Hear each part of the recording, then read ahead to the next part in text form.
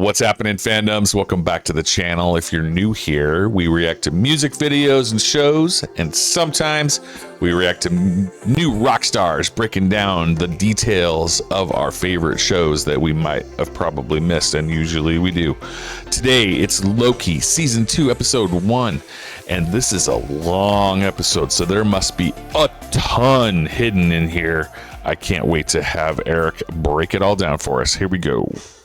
Back to New Rockstars, I'm Eric Voss, and this is a breakdown of Loki Season 2, Episode 1. Loki has been one of my favorite MCU titles ever, and so far Season 2 is building on the high concept humor and marvelous mystery, even without an appearance from...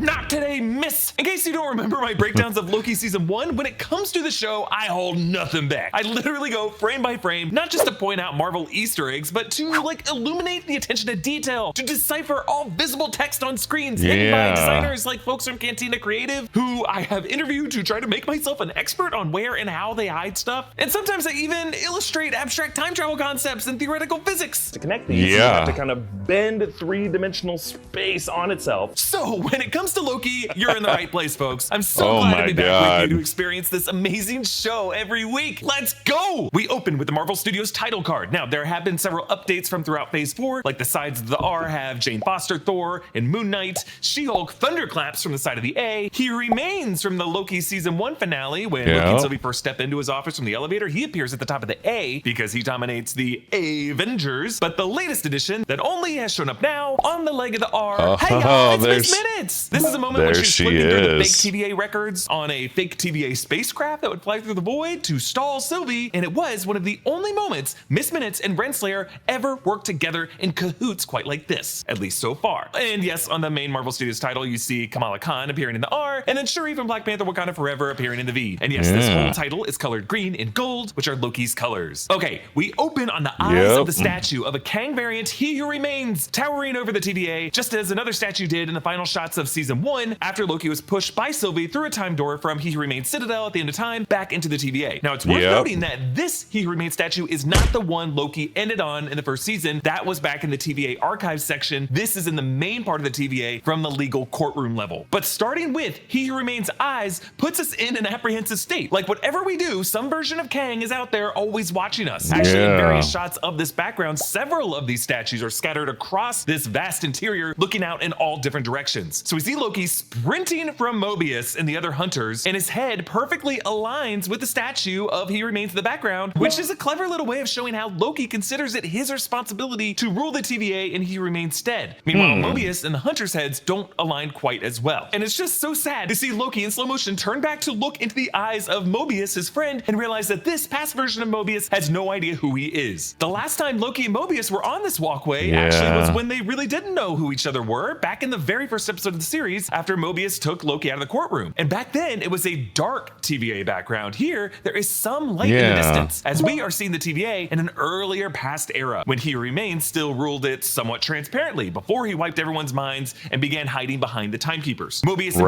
B-15 do not know who Loki is, as this would be before he ever met them. But the confusing part of this is, when Loki approached this past Mobius and this past B-15, they were talking about this. That's what, 63 new branches in this unit alone? Does he want us to just let them all branch? Well, at this point, how are we even going to stop it? So those 63 branches must not be referring to Sylvie rupturing the sacred timeline in the present, as we did see Mobius and B-15 reacting to that moments earlier in the present day TVA, a moment that we actually see in these opening minutes here in the present. But rather, those 63 branches that they were talking about in the archive must be referring to some other past incident in the past TVA, where the sacred timeline also really got out of control at some point. So when Sylvie pushed Loki through that time door from the Citadel, he was going to a past TVA where the sacred timeline had also reached some critical state for some reason. He time slipped, and neither he nor we the viewers saw it or realized it. His temporal aura must have cross-wired with his past and present self. So how many times has the TVA reached this critical mass in its history? What was the past incident with the 63 branches that Mobius and B-15 were fretting about in the archives? It could just be that the TVA's temporal loom reaching a critical mass is a destined cyclical event, something that happens again and again and again, a kind of apocalyptic Ragnarok that every era of the TVA inevitably goes through, kind of like a bubble of a market bursting. I mean, hey, they must have designed those blast doors on the Loom observation deck for a reason, right? So in the scene, Loki sees one of those yellow mail trucks flying past. We actually saw these in the wide shot of episode 1 of the series. Loki jumps off the ledge and he falls past this orange billboard that reads Timeline Preservation Administration and lands in the mail truck numbered 435. It's kind of like Lilu landing in Corbin Dallas's taxi in The Fifth Element. We see a few boxes flying out, and you know there's some future TVA employee who's like, hey, you know, I never got my package. This mail truck flies past a few other interesting signs: Coercive Conversation Center and Variant Affairs. And then from the mail truck driver's rearview mirror hangs a missed minute ornament. This driver panics and clips the cheek of the He Who Remains statue, causing it to crumble. And we stay on this crumbling for a bit, as if to suggest, hey, you know, He Who Remains is capable of crumbling and disintegrating. He is mortal. Is there something under there? Variants we see in the Quantumania post-credit scene also had scars and missing body parts and various augmentations. Eugene Cordero returns as Casey, buffing the floor. Now, you know this is an earlier era of Casey because his breast pocket does not have the ink stains that he typically always has. In season 1, Casey said that he had spent his whole life behind that desk. So the fact that he's a janitor now tells us that this was from some past era before his memory was reset. When the mail truck crashes, we see it has a Miss Minutes bumper sticker reading, "How's my driving? Report me to." It's not even called this number, it's straight up report me to. The round orange chronomonitor screen has an older era interface to show the sacred timeline, like it's blockier and staggered and a kind of a stair step look to it, as opposed to the smooth curved line of the present era, which might remind you of like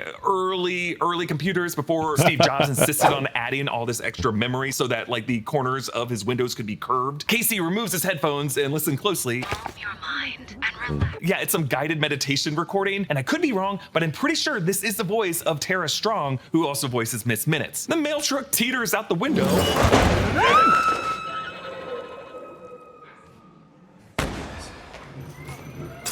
Should be fine.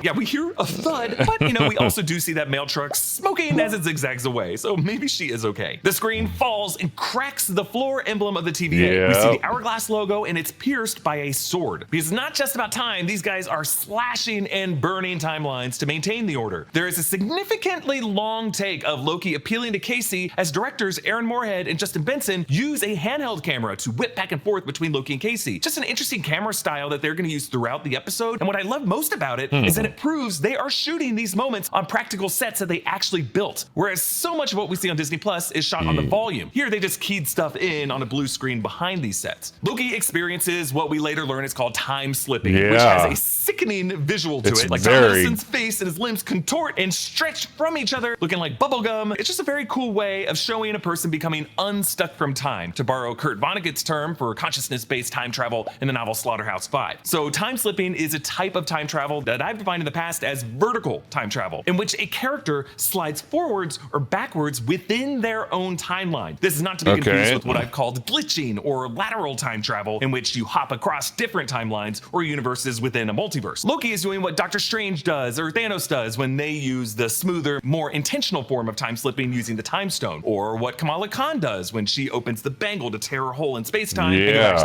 the 1940s. But the other kind of time travel, what I've called lateral time travel, is more of like multiverse hopping. It's what Miles Morales does when he glitches in the animated Spider-Verse movies, or what Wanda Maximoff does when she dreamwalks in Multiverse of Madness. So Loki has now time slipped into the present, where the windows of this room are covered, which means that they might still be under repair from that mail truck crash that has now been written into the past. Casey now has the pens and ink stains in his front pocket, and the floor crack is now there. Has that always been there?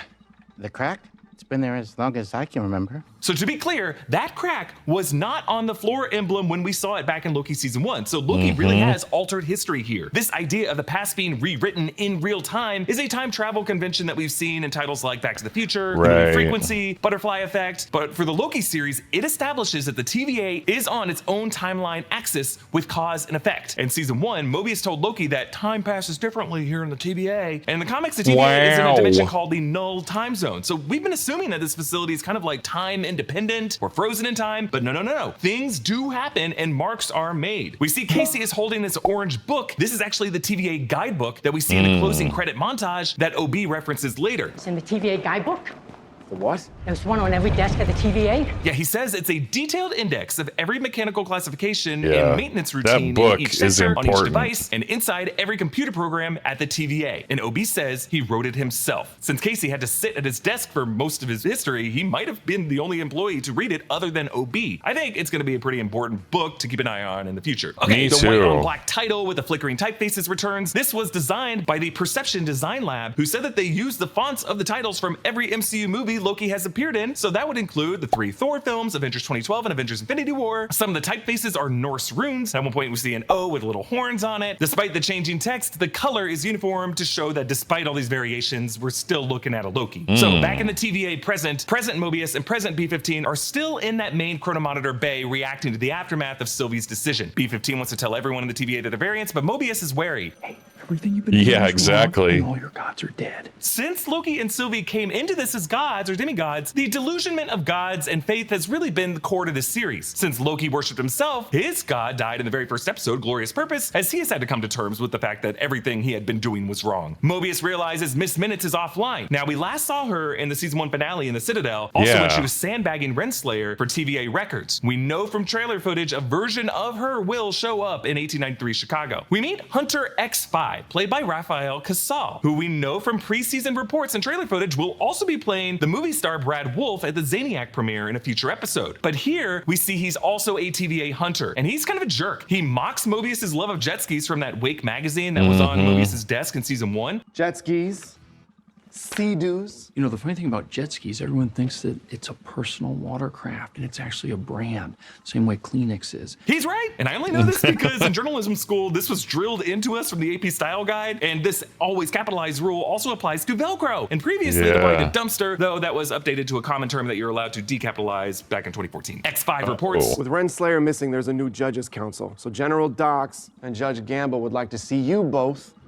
in the war room. Now, we will meet these two shortly, but General Dox is played by Kate Dickie, Liza Aaron from Game of Thrones, and was also a First Order officer in The Last Jedi. Her name, Dox, D-O-X, might come from Mr. Paradox, a TVA judge from the comics who judged She-Hulk for the crime of warning Hawkeye of his impending death. Mobius and Mr. Ouroboros, who's a clone of Mr. Paradox in the comics, show up in this issue as well. But the name Dox could also be a nod to the internet slang of doxing, i.e. outing the that's personal what I information was of a private thinking. individual to get them in trouble. Now, I wouldn't call what General Dox is doing now to be doxing, but something closer to like blocking or deplatforming. But hey, maybe she got those pass medals for exposing anonymous variants. Judge Gamble is played by Liz Carr, and she might have gotten her name from the TVA member Justin Alphonse Gamble in the comics, who believed the TVA needed to move against robots called the Dreadlocks, and eventually he wrote a Broadway play called The Day of the Dreadlocks, which kind of seems like what X5, aka Brad Wolfe, is going to do in his sacred timeline during life. Now, in this elevator and in the war room, X5 stands with his hands on his chest plate, making X and 5 super visible, like some dumbass who tattoos one word across his knuckles, and X5 kind of looks like XS, as in, yeah, this is excessive. In later shots, you can actually see scars on each of his forearms that line up perfectly with a scratch across his chest plate, which tells me that like something might have cut him while he stayed in this pose and refused to break out of it. Yeah, he's kind of a douche. Okay, Loki reappears to Casey. Yeah, this show and its jump scares. Like, remember that? In addition to Loki screaming, if you go through this gummy time slip frame by frame, his arm does reach out and swipe inches away from Casey's face. So yeah, the ink ain't the only thing leaking on Casey's clothes here. Loki tries to follow President Mobius and President B-15 to the war room. The Pry heard the rumors. Yeah, they shot Owen Wilson and Wumi Mosaku in handheld, so they must have plated in Tom Hiddleston in the background, and it looks pretty good. But what terrified Casey is just kind of a background nothing to them. They run into Hunter D90, Neil Elise, who pruned Mobius last season and threatened the victims of Haven Hills in episode 2. Actually ran into Neil in LA one time. He's a really nice guy. Loki finds the past war room, and it's empty, but with a wall of 5 faces of He Who Remains, each angled in a kind of spectrum so that it looks like they're all looking in different directions. Yeah. The score includes some subtle vocal chanting whenever we see the face of Kang, like in the opening seconds. And the corners of this room appear to be statued heads of hunters honoring the foot soldiers who must have helped He Who Remains win his multiversal war. But in the corner of the present day war room is a female face statue, which I wonder might be for Renslayer, who sounds like ruled alongside He Who Remains in the past before he reset her and made her a judge. But we match cut from Loki and wide in the past facing this wall to the present day war room where these He Who Remains faces have been covered in this timekeeper mural. This episode just does a great job anchoring us with little visual details between the present and the past eras of the TVA to show us how it changed and suggest something about He Remains retcons, and create visual expository clues to explain how time slipping alters history. We see the severed timekeeper head on the present day war room table. This was the one that Sylvie decapitated and seemed to whisper, "See you soon," as it rolled on the floor of the chamber. Sitting at this table are Judge Gamble and some unknown sleepy judge, and General Dox and X5 sitting together. Now, these two seem to have a creepy mother-son relationship that B-15 hilariously side-eyes later. It reminds us of Lady Liza Aaron with her son Robin Aaron sitting on her lap in Game of Thrones. But the TVA even having a war room reminds us of Stanley Kubrick's Dr. Strangelove, and it just kind of tells us that the TVA isn't just a legal or administrative entity, it's also a military operation with freaking generals. Remember, the TVA had to violently establish a sacred timeline by winning the multiversal war, and He Remains was a Kang variant who won that war. But they listened to this recording. You're all variants. Everyone who works at the TVA.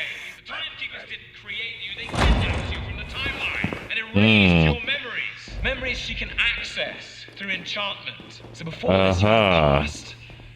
Maybe you had a family, a life. Loki actually said this back in episode 4 of the first season. You're all variants. Dox's uniform is awesome. It's covered in medals and ribbons. We actually see 8 ribbons, and they all have different faces that look somewhat like the different timekeepers, but I might be crazy. That kind of looks like a mix of Iron Man heads and Thanos heads. Or maybe these are Kang variants whose timelines she victoriously pruned, for He Remains. On her necktie and on her collars are pins with similar faces, but on her shoulders are floral-esque pins that likely connote her rank. Like in the US military, we use stars on the soldiers that indicate what rank of general, like a 1-star general, 2-star general, 3-star general. Based on this, Dox would be a 3-star general, of which in the real world, we only have 146 active duty generals in the United States military. On the left side of her uniform, there is a TVA hourglass badge. But similar to the UN or G8 summit meetings, when someone speaks, they hit a button for the record, which lights their corner above their heads. We are doing this by the book and on the record. The record now has a deeper meaning to these characters. As we know, He Remains keeps a transcript of everything everyone has said and will say. Back in the past era war room, Loki plays a different recording. You are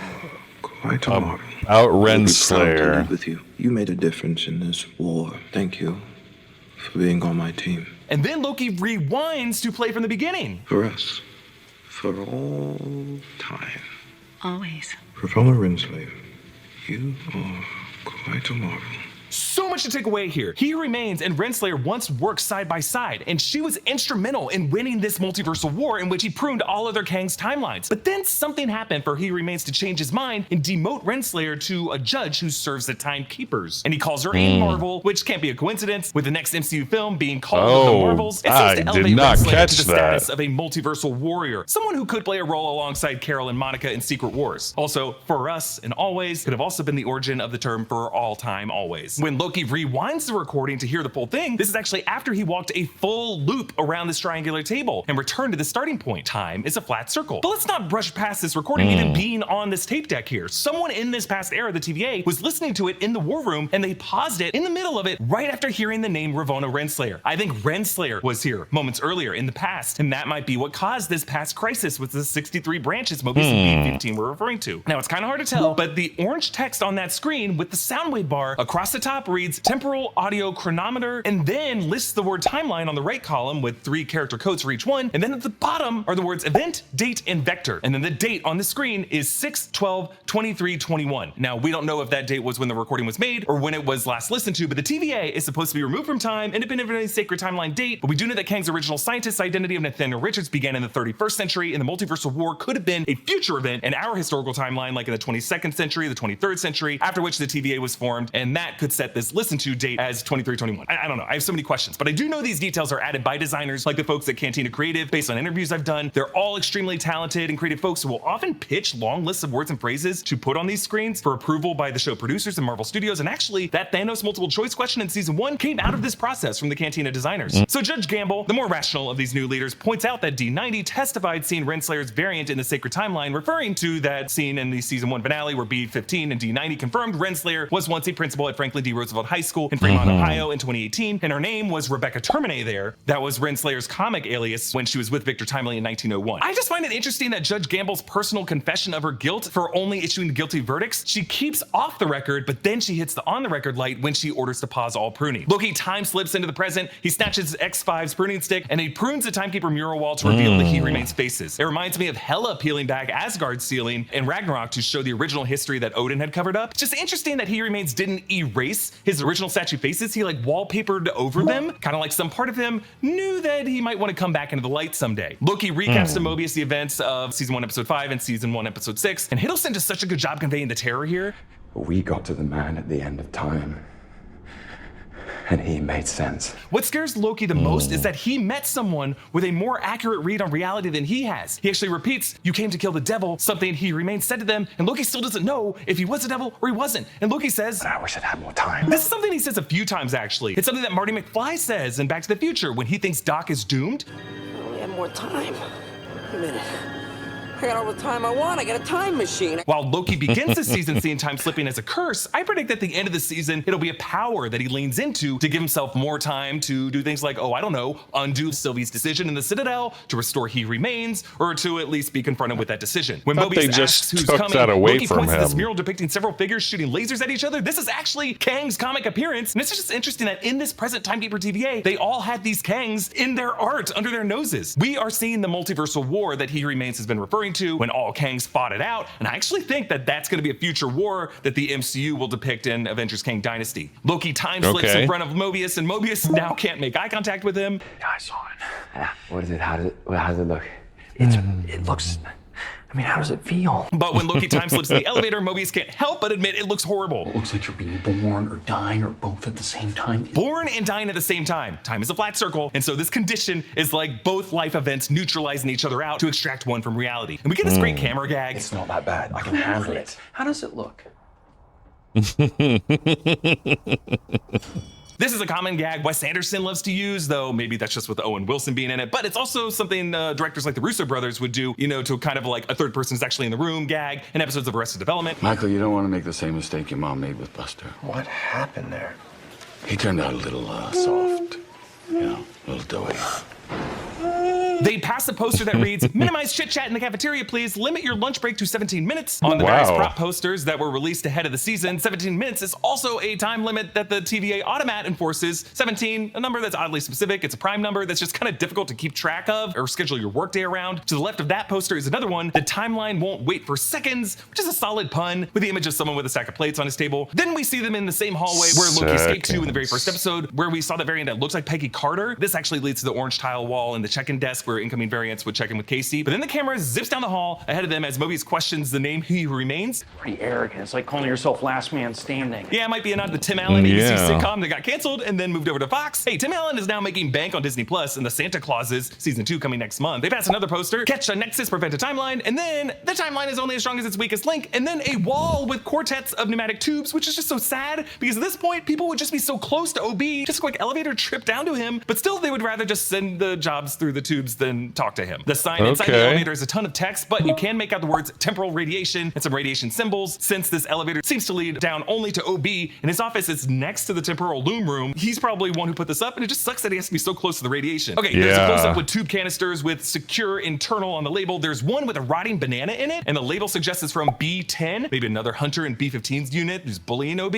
We're in repairs and advancement, and there are more posters. On the left, pneumatic tube etiquette, which we get a better look of in the official posters that details approved usage, forbidden usage that includes sending provocative imagery with the image of a Dear John letter in the tube, and then punishable offenses, which includes live or dead animals. And then on the right is a poster of a smoking tempad, temperamental tempad, don't delay, repair today. And then descending from above is Ki Hui Kwan as Obi or Ouroboros, his name coming from the Egyptian mythological snake eating its own tail. Time is a flat circle. Ki Hui Kwan, after being a child star from Temple of Doom and the Goonies, he had a massive comeback last year, winning an Oscar for Everything Everywhere All at Once. His jumpsuit has a patch with 3 gear cogs, and I just love how the wide framing lines up the tubes to feed directly into his head. Mobius doesn't remember the last time he saw OB. Could it be 3 or 4? 400 years. Yeah, 400. He was my last visitor. Since Loki is somewhat of a workplace comedy, OB seems to be Stephen F. Root's Milton from Office Space, whom Lumbergh relocates down to the basement. But he also has the plucky can-do energy of Mr. Meeseeks or Abed Nadir, and I just love him. In this room, there's a jar of gumballs and a large clock with multiple hands, and another poster on the left reads, "Mind your head," warning about getting hit in the head with tube canisters when they fall. While Obi takes one of the carbon copies and pops it on the skewer, he tosses the other 2 parts of the carbon copies on the counter. Clearly no ordering system. And on that stack, notice the carbon copies are not any one color, so he's just kind of taking any one of the 3 and sticking them on there. Loki time slips into the past where OB is not wearing glasses. There's no gumball machine, but there is an old school Sprite vending machine and far fewer work tickets on the stick. We get some more Wes Anderson style rapid cutting and center framing so that our eyes don't have to move across the frame to a new face on the other side of the screen during a cut. This is a little technical trick to speed up the timing of something, which is helpful for comedic effect. President OB tells Mobius that he can't remember time slipping happening, but then... But yeah, he does remember it. There was one time. Is he talking to you in the past and you're just now remembering it? Wow.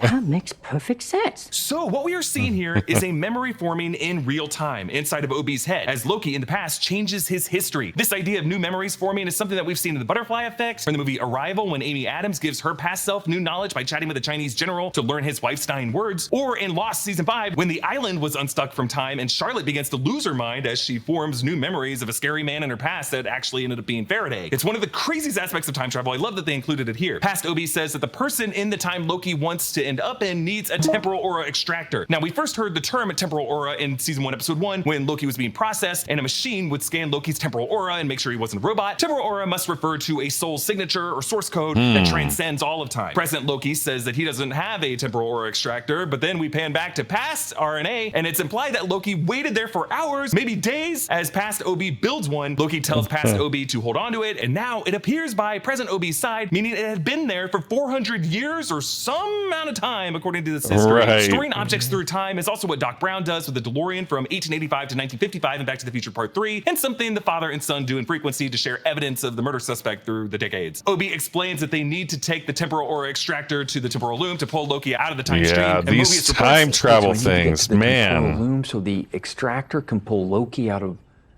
the time stream? Owen Wilson always pronounced it temporal instead of the correct temporal, which I will admit, I for many years would say temporal, like shrimp tempura, and I blame it on Owen Wilson. Wow. But Obi warns Mobius that exposure to temporal radiation will rip the skin off his body, and that Loki has to prune himself wherever he is to free himself from time. The past Obi says, Have you heard about how if you fall into a black hole, you turn into spaghetti?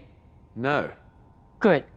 The less you know about that, the better. So this may remind you of what happened to one of the Scott Lang doppelgangers in the Probability Storm in Ant-Man and the Wasp: Quantumania. Now, that wasn't a black hole, but it does kind of have a singularity with similarly tricky quantum mechanics at play. The visual also feels like what Wanda Maximoff did to Reed Richards in Multiverse Madness. So they head to the temporal loom observation deck, what I'm going to call the loom room. Now, the floor in the hallway has these follow me lines, a pale yellow one leading to the RNA room, and then a seafoam colored one leading to the loom room. They also pass a hot chocolate machine by the elevator. The floor outside the loom room reads, danger, temporal radiation levels increase exponentially beyond this threshold. Likelihood of spaghettification increases 7,000%. Proceed with caution. The loom room door has an X with a circle in the middle, opening from the center, which our writer Gina said looks similar to the Cerebro door in X-Men, and I agree. Obi says the temporal loom is where raw time is refined into physical timeline. I love this idea that time in its natural state is kind of raw and nebulous, but weaving it together into a causal history of events is an artificial construction and decision. Spaghetti is also an interesting example because this visual totally reminds me of a meat grinder making sausage. Seeing the timeline like this from the starting end reminds me of the open-ended end piece that Miss Minute showed Sylvie and Renslayer back in Season 1, Episode 5. And Mobius traces skin in the dust,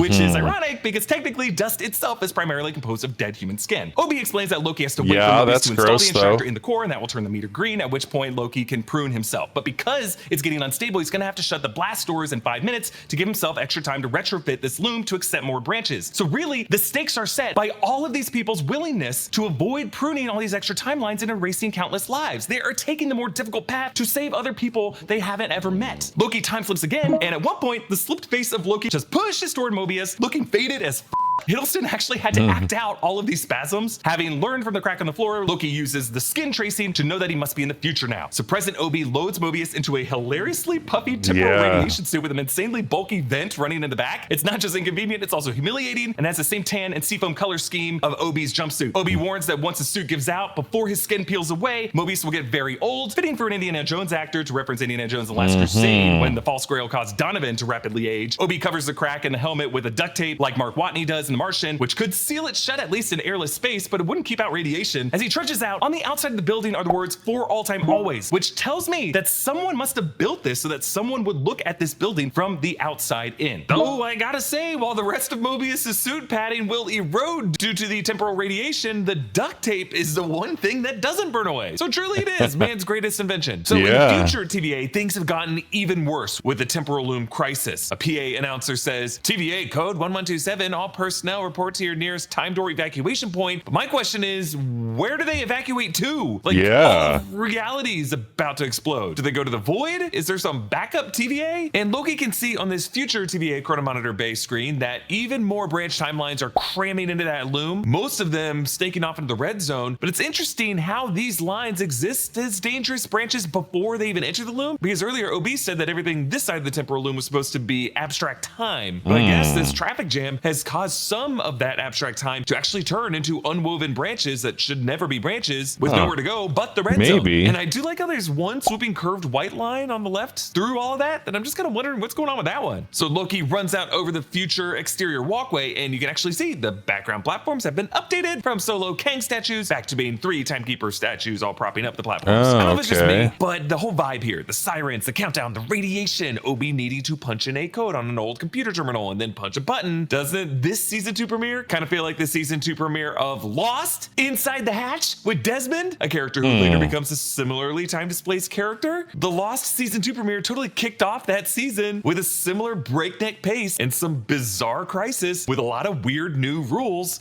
and it kind of feels like we're in a similar place with Loki. But Loki is looking for a time stick in the vacant future TVA. He's now on the legal level right beside where the war room was, but he's drawn now to a phone ringing. We're actually reminded of Neo in the Matrix when he was sprinting toward an exit, drawn in by the sound of a phone ringing, and Loki and Neo both in their sprints here getting a painful plug in the torso. But the elevator doors get pried open, and it is Sylvie. There you are.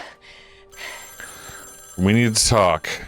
Yes, Natalie Holt's sorrowful violin music returns. This is the music that played when Loki saw the film reel footage of Frigga dying back in season 1. And here, if you look closely, a teardrop trickles down Loki's cheek right as he is pruned from behind. So it is some guardian angel, knowingly or unknowingly, who delivered exactly what he needed to survive right now. But to do it, they tragically had to pull him away from the face he most wanted to see. And speaking of teardrops, when Loki bursts out of that time stream to the present, he is reflected on Mobius's helmet in a way that makes it look like a sparkle teardrop is on Mobius's cheek. His prayers have been answered too. 2 doomed souls adrift in a timeless wasteland smack into each other and propel both of them to a safe haven. Isn't that the perfect metaphor for what this series is all about? Meanwhile, a team led by General Dox and X5, after raiding the armory as D90 warned about before, now marches through a time door, and you can look inside their duffel bags to see they contain a whole bunch of reset charges. You know those canisters? So they're probably headed out to prune some timelines, as Doc said that she wanted to earlier. But they pass an orange poster that reads, "Your time cube atmosphere is enough to put you at ease. Although the gas inside the cube smells a bit noxious, be advised it is mostly non-toxic. Best to try and relax for what is coming next." But if time cubes squeeze the person inside, what would be coming next? The closing title sequence actually mixes in a lot of the imagery from the season 1 credit sequence, but they did plug in some new shots of things from the new season and some interesting curiosities. So we start with a severed timekeeper robot head, but then shortly after this, we see some post-it notes on a wall, all kinds of weird phrases. There's a few uses of the word hex, then the truth. What does the monster represent? Hex moment. Also, the boy betrayed the tower keeper. Also,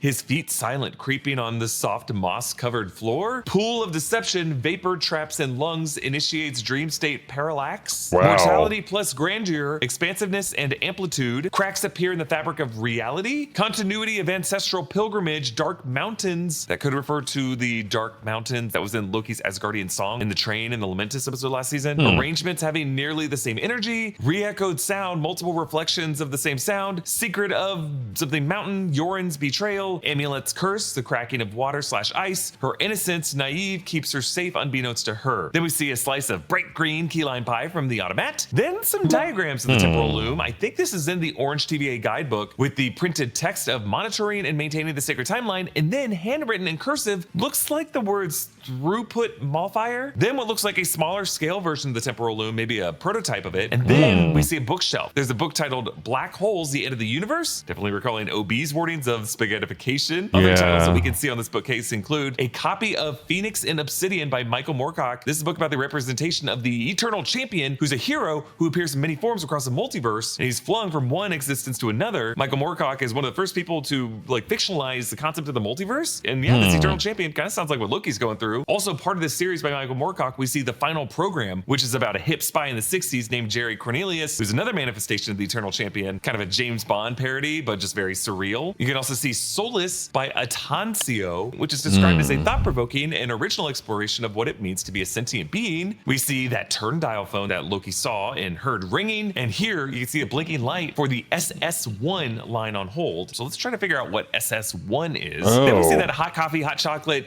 an soup machine that they pass by the elevator on the RNA level. This machine's awesome. It has options to put milk and extra marshmallows in it. And yeah, this is actually a real machine, by the way, from the 60s in Britain. Then we see a few figurines of the temporal core and someone in that suit, and I assume this is gonna be part of a future episode. There's a quick shot of that Infinity Stone drawer from season 1, and then this monkey toy. I actually spotted this in the very first season 2 teaser footage that I broke down late last year. I'm telling you, I have been tracking everything for the show for the past several years. This monkey is a vintage 50s toy from Japanese toy maker Alps. It's made of tin and felt. Batteries go into the stereo. It normally comes with a little green sombrero, but this one doesn't have it. He strums the guitar and he sways and rocks his head as his feet tap in those little orange shoes. We see file photos of moments from this episode, and they always put this under the casting team, Sarah Haley Finn, because these are like headshots of these people that they had cast. We see OB, we see Judge Gamble, we see B-15's side eye moment, and then we see what she's looking at, General Dox and X5's creepy embrace, and then Loki, and then we see the 1982 McDonald's register under Sophia DiMartino's name. Then we see this warning poster that's actually outside the loom room, and this is hilarious. Life-saving protocols. Check your suit for defects before entry. Exposure to extreme temporal energy will result in fatal corporeal dehusking. Avoid spaghettification. Then there's some orange machine that looks like it's in that orange room where Loki will put the time cube on X5 based off of trailer footage. We see He Who Remains Tempad just kind of sitting on his desk. Then we see this other book, The Zartan Contingent by someone named A.D. Doug, PhD, which we think this might be a fake book. And that's interesting because all the other books we saw are actually real books. And then we see the TVA official handbook, which you'll notice at the bottom reads by Ouroboros. He wrote it. Okay, we end the season 2 premiere with a post-credit scene. 1982, Broxton, Oklahoma. Holy shit. Broxton, Oklahoma is a fun pull. This is where, in the comics, after the Ragnarok event, Thor chooses the town of Broxton, Oklahoma to relocate the city of Asgard to, and he has it initially hovering over the ground by a few feet. So Broxton ends up being a very important location to the Marvel Comics in that era. And I love how the title on screen specifies branched timeline. So I guess going forward, the show is going to tell us when events are set on the sacred timeline and when they're in branches. So Sylvie, this is right after killing He Who Remains, she enters this 1982 McDonald's. Inside, you can see this creepy vintage McDonald's land tree that locations used to have. This guy looks high as hell. They're wearing the orange uniforms that are specific to the designs worn by employees in the late 70s. Remember, this is rural Oklahoma, so they might be a bit behind the wardrobe times compared to the big cities and suburbs. Sylvie tells Jack, who's just adorable. Not squirrel, not possum, not rats. Something that's already dead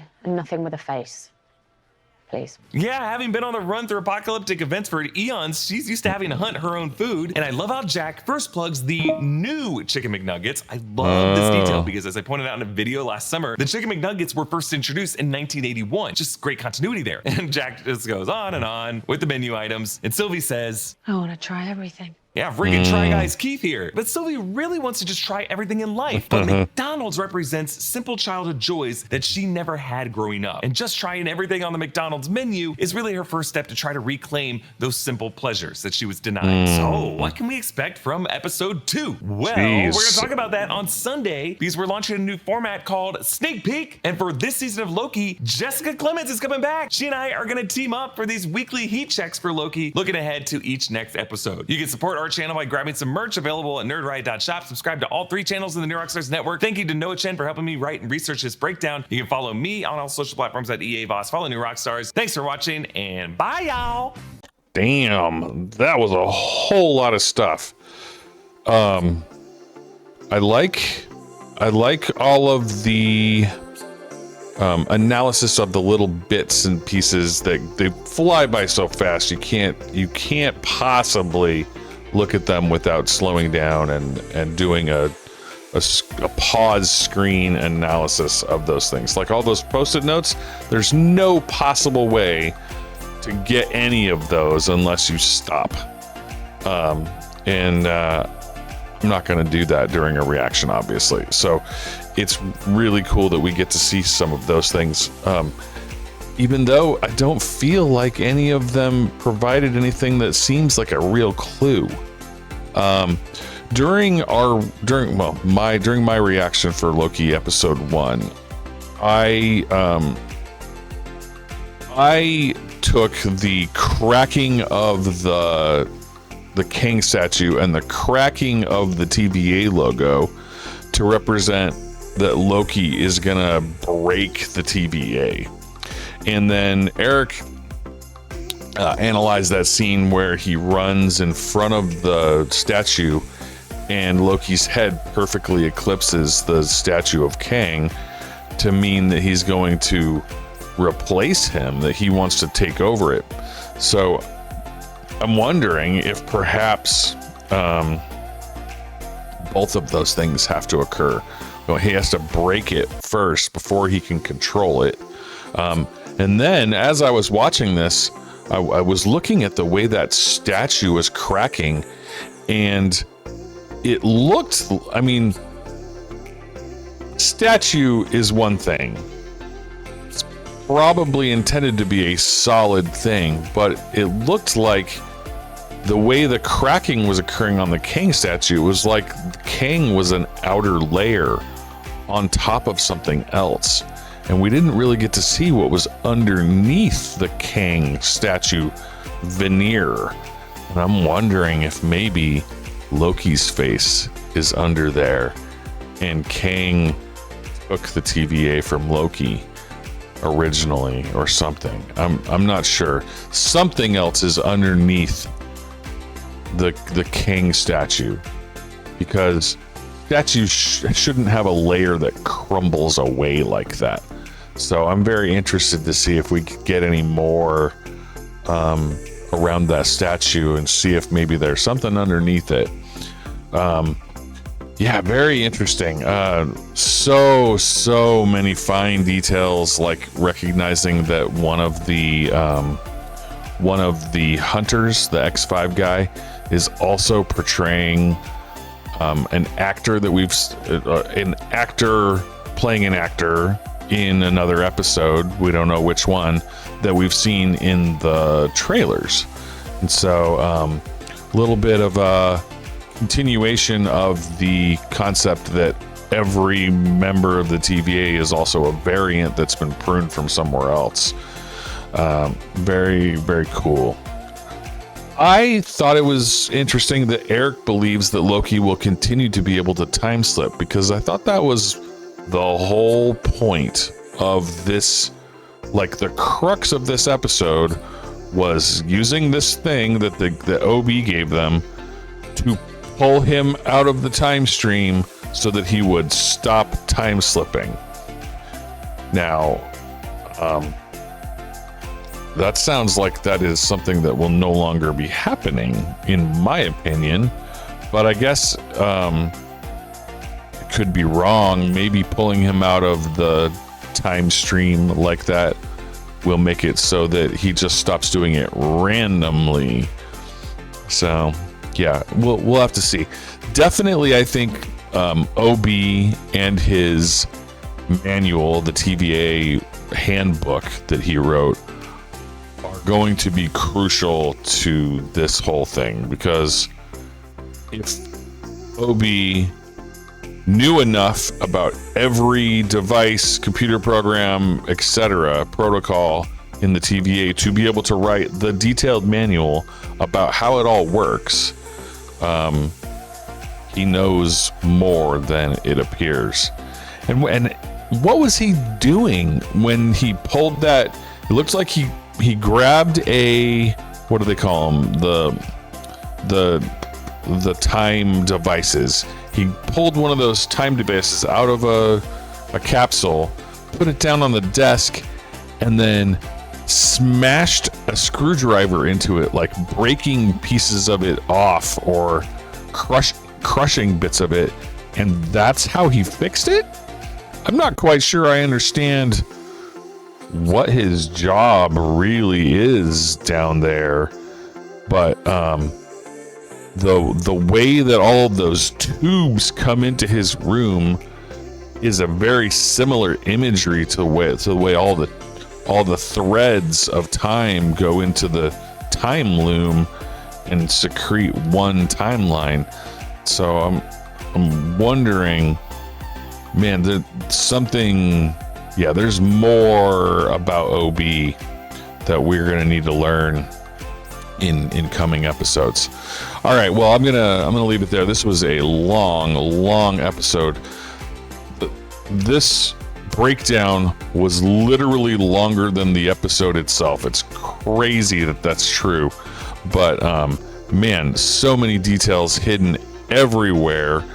I love that Eric and team spend the time to do all of this, because it helps us understand what's really happening in these shows, because they go by so fast that you just can't really know it all.